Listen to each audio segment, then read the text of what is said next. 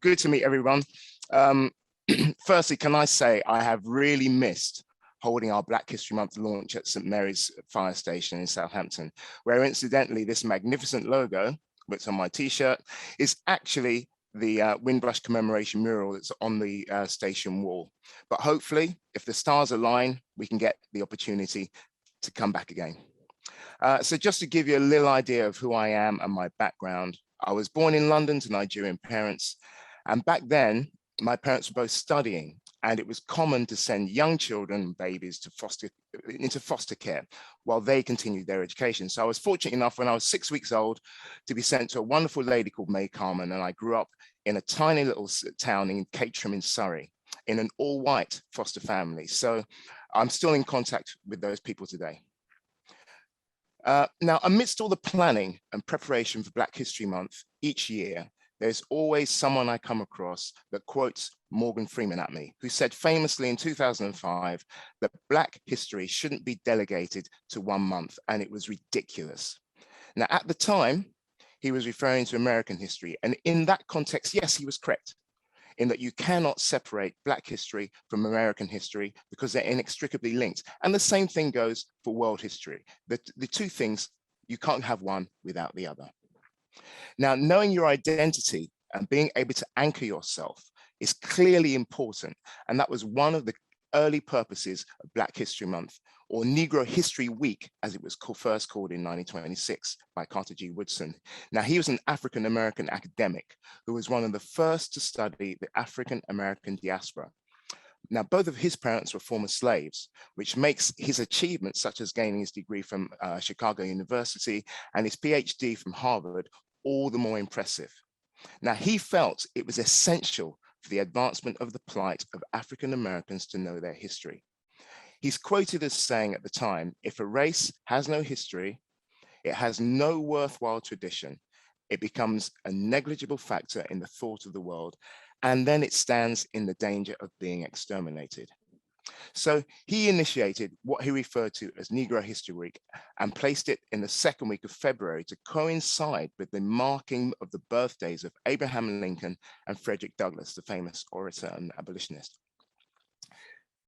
In the UK, Black History Month was started in London by Akiaba Adai-Sebo, along with a number of high-profile supporters like Bernie Grant and Ken Livingstone. This was in 1987. And they had, with the aim at the time to enrich the cultural diversity of the Greater London area. And it came out of a time of high turmoil when there'd been riots in London in 1981 and 1985, I believe it was. Now, it was placed in October back then to coincide with the African Jubilee that was running that year. So for myself as a Black child growing up in a white family, and also being the only child of color in my school, there were certain challenges, shall we say. And I very quickly learned that you cannot punch everyone that throws an insult at you, of which there were so many, and both from adults and from children. And the hardest to deal with were those shouted at me from passing cars when walking home from school, because everyone would look around and all I wanted to do was curl up and hide. And oddly, I still hate standing out in a crowd, and I've married someone who is the exact opposite, and I continue to relive this childhood dread over and over for the last 20 years. She loves to stand out. It's incredible. That drives me nuts. Anyway, so all of a sudden, from the age, I was lucky enough at the age of between 10 to 16 to move to Nigeria, where all of a sudden my color was no longer an issue, and the most positive role model jumped into my life, and that was my grandfather, who I'd never met before. Now, he was what we would call now a property developer, and he built blocks of flats all over Lagos. He had respect and standing in the community, but he was quite elderly when I got to know him, and he was losing his sight. But I would sit in his living room, and I was fascinated as people would come to see him with their problems. He was, I suppose, what you would call the modern day equivalent of citizen's advice. Now, 2 to 3 days a week, he would have visits from various members of the community.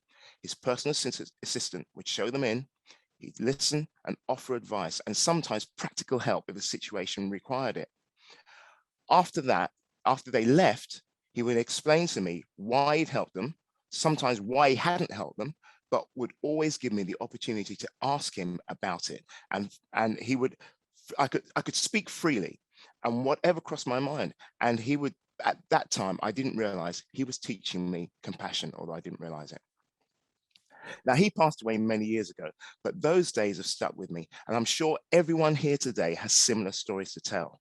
That is our own hidden histories. I'm positive if we all sat down together today, we would find that all the stories we would have would connect us in some similar way. We'd have similar experiences, emotions, regardless of where we lived, what background we come from. That is what Black History Month is all about, uncovering hidden histories, the things that actually connect all of us. Some of it, like our personal history, is uncomfortable to hear.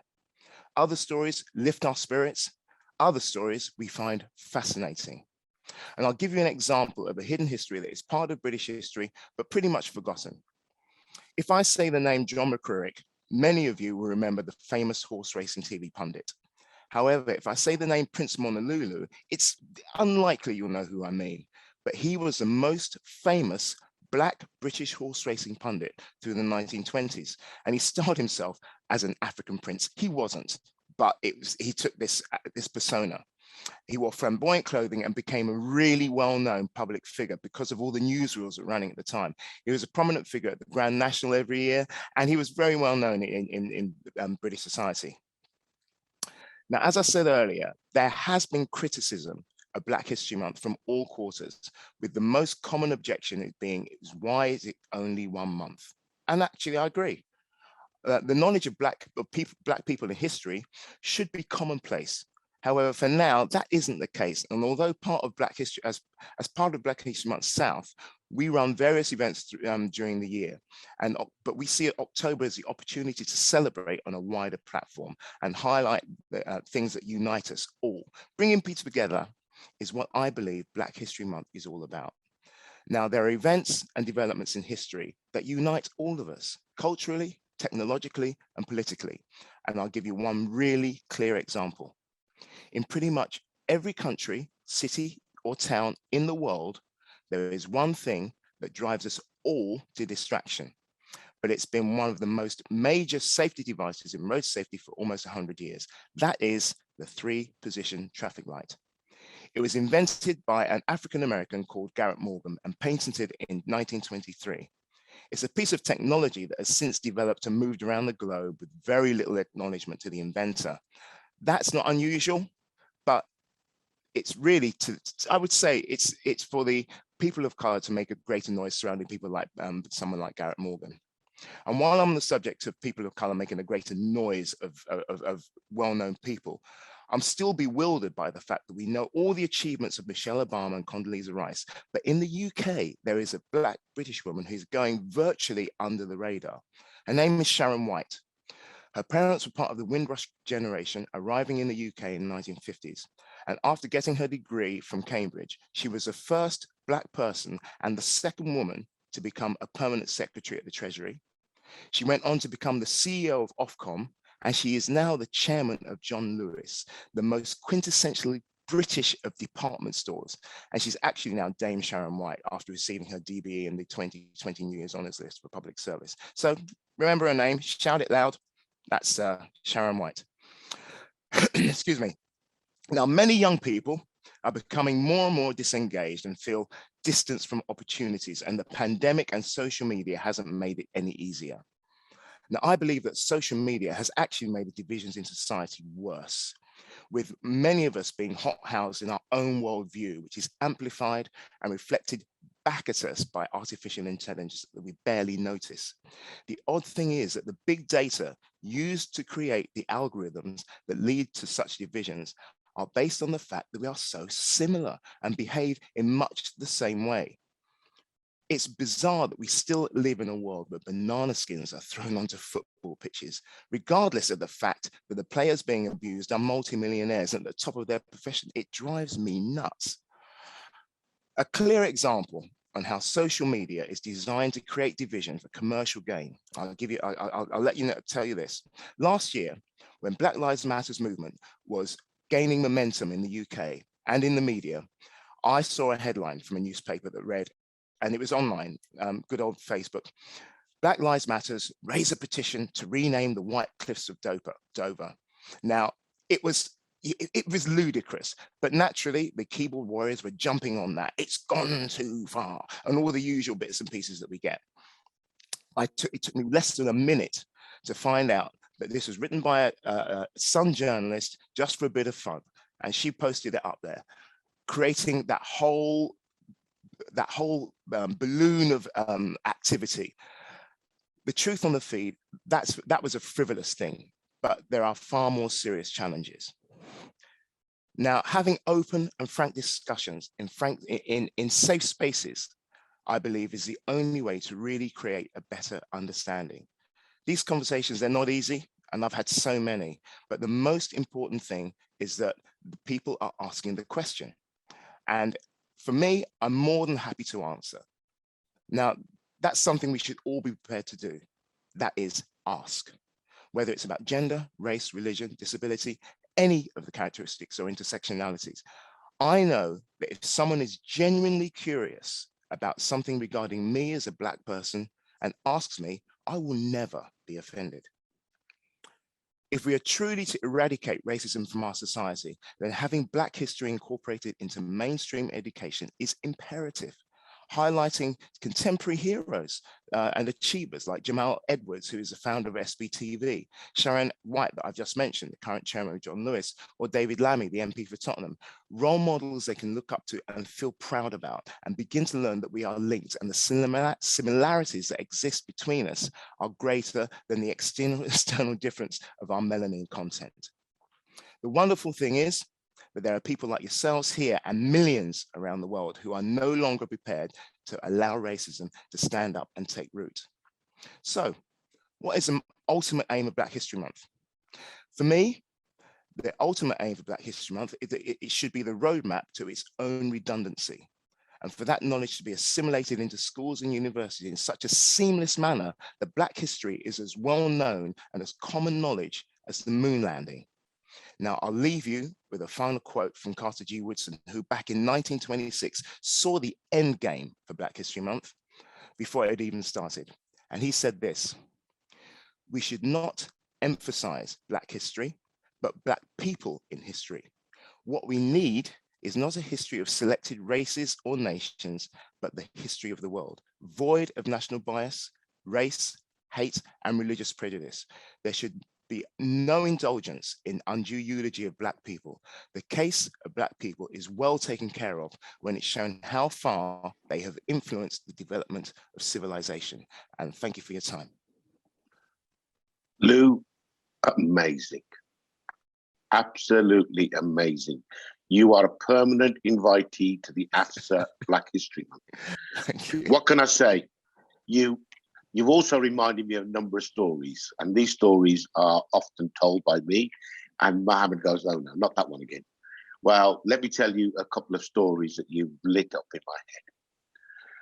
When you mentioned 1987, myself and Wayne were in the fire service. We've got about 10 years in the fire service at the time. But we remember those champions, those giants you named. You named Ken Livingstone, Bernie Grant, two individuals that got so much stick from the media because of their passion for equality and diversity and inclusion. And we stand on their shoulders. But that reminded me of a meeting that we had in East of England at AFSA, when we had the meeting and two young kids were in the room, about 8, 14, Harjit's kids. We turned to them and we said, what have you learned today? And they said, oh, we learned that you are like a history book. You've lived the lives that we've read, that we read about. And so that is us, isn't it? We've been through some of these journeys and we can share our journey together. And the end game, when we set up BEAM for the Fire Brigade Union, the Black and Asian Minority Firefighters Group, the end game was to be disbanding within 10 years. That was 1993. I'm afraid this is so deep-rooted. This is so complex. I cannot see it happening in my generation or in my grandchildren's generation. But we live in hope that we can eradicate, we can get better. And I started this event by saying I've seen more activity on Black History Month this year than ever before. I've seen more celebration this year than ever before. And the one thing that annoyed me a little bit was the Race Observatory, right at the start of Black History Month, it sent out an infographic. It was all about the inequalities. We could talk about the inequalities for the other 11 months of the year. Let's use Black History Month to amplify the giants you mentioned, the achievements we've had.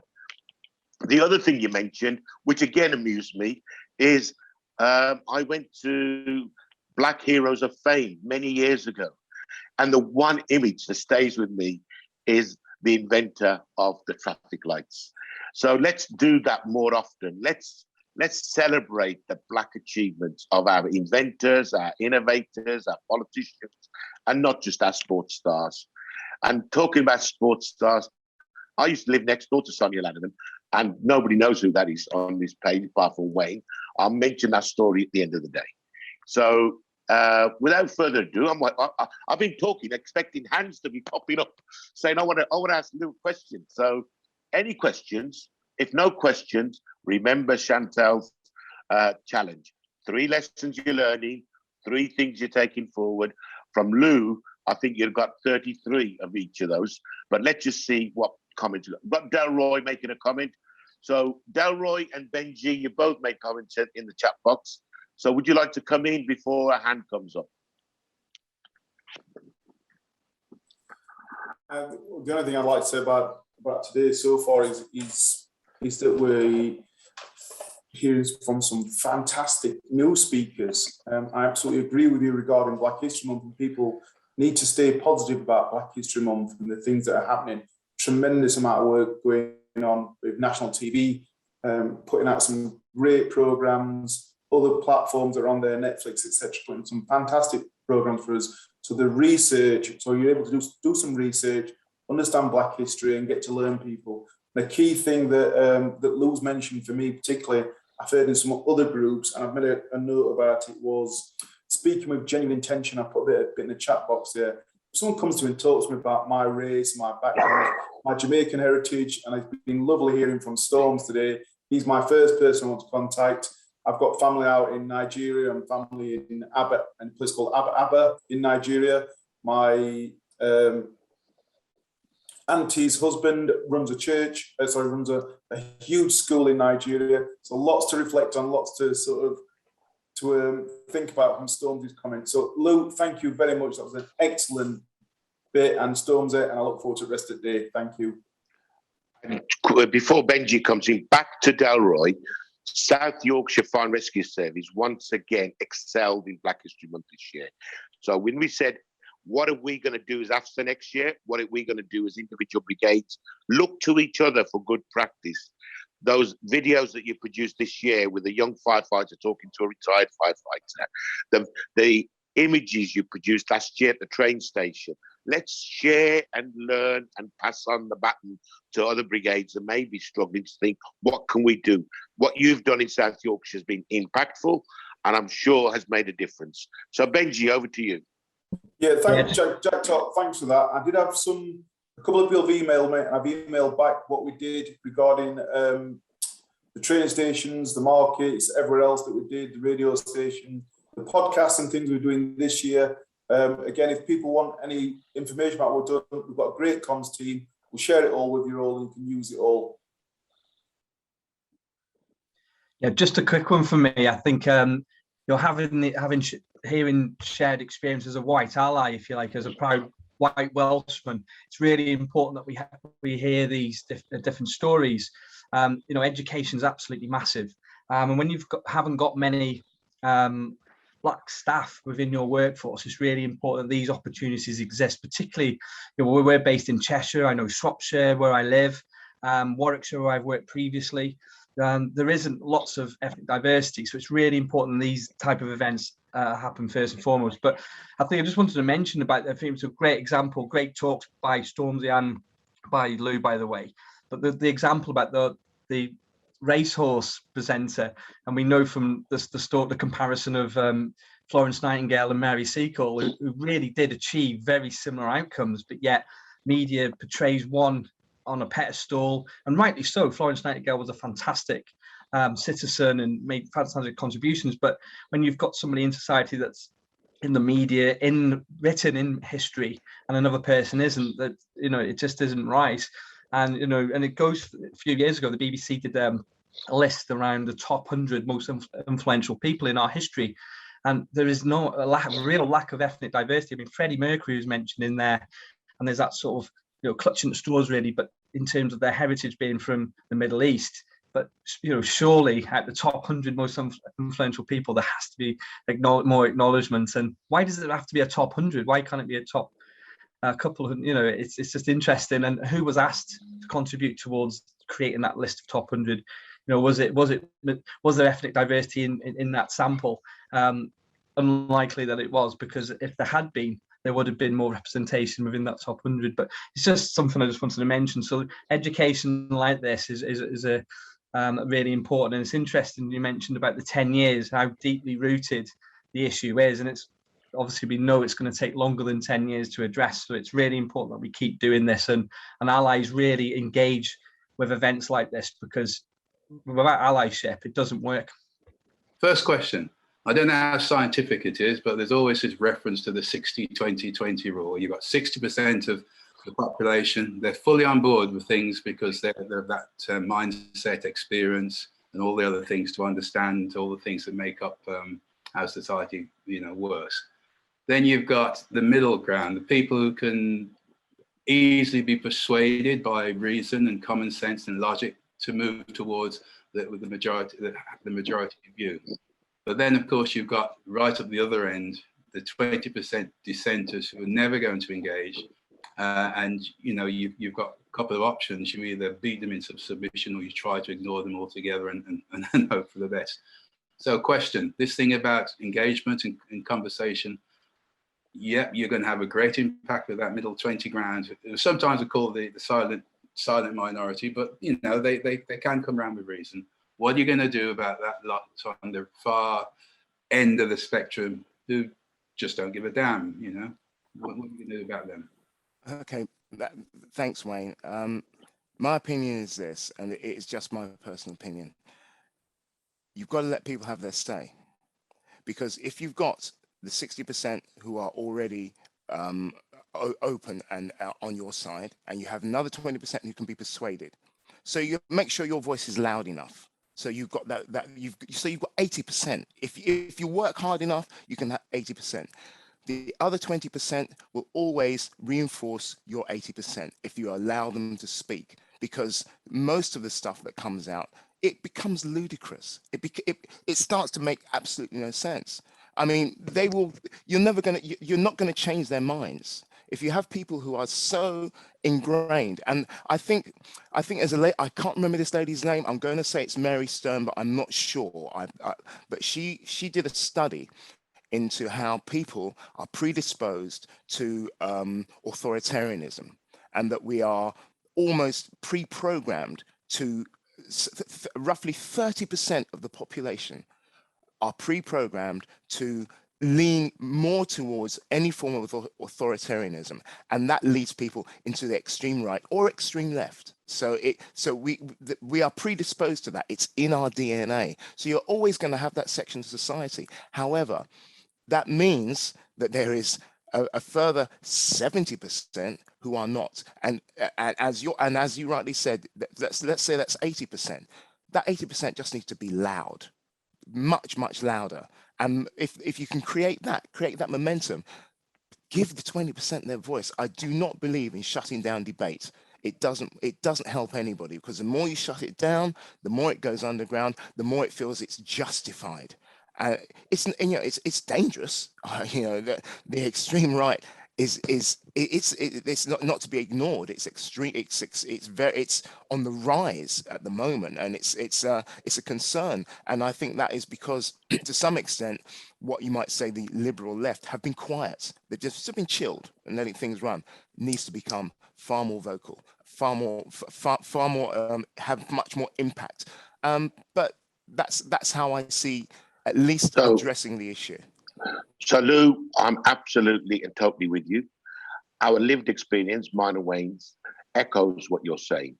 There were individuals during our time in the fire service, some notable ones, that ran a million miles away from this debate and trying to do the right thing for obeying staff. The trouble was, myself and Wayne were so convinced that we were right, we spent a lot of time trying to persuade them. A lot of time even trying to shut them down at times. But you know what? We wish we had your wisdom, that we worked with the Delroys of this world. We worked with the people that were passionate about this agenda. We supported and lifted them, because what you're telling us is that learning that took experience for us, and painful experience, now shared with colleagues here on stage, means we can go faster and quicker with the 80%, but allow the 20% that are against us to speak up and be seen for being on the wrong side of history, if want of a better word. And I'm glad that I was on the right side of history with Wayne in Buffalo at a Black Firefighters Conference, because he was on one side of me, I was on the other side, and in the middle of us was his pretty elderly firefighter, probably in his 70s. And on the stage were a group of younger firefighters who were really angry, saying they were angry that nothing was changing. They were angry that they needed to change. And he turned around and he says, you know, I've been on this journey for 50 years and nothing's changed. I want to punch somebody. I turned around to him and said, don't punch me and Wayne. We're on your side. So thank you, Lou. You've been amazing. You got an open invite to speak again next year with us. If we can do it on site, let's do it on site, whether it's in Hampshire or another host wants to host it.